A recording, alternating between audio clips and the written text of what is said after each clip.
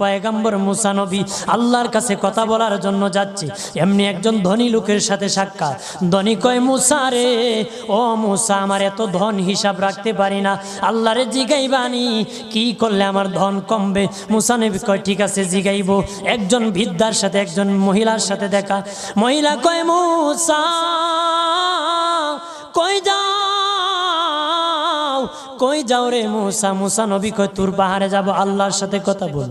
মুসা রে, আল্লাহরে জিগাইবানি, আমি গরিব মানুষ, আমি ভালো কিছু কিনতে পারি না, ছেলে মেয়েকে ভালো কিছু খাওয়াইতে পারি না, ভাঙ্গা ঘর, এত গরিব, ভালো করে ঘর বানাইতে পারি না, আল্লাহরে জিগাইবানি কি করলে আমার উন্নতি হবে, ধনী হব, টাকা পয়সা হবে, আল্লাহরে জিগাইবানি।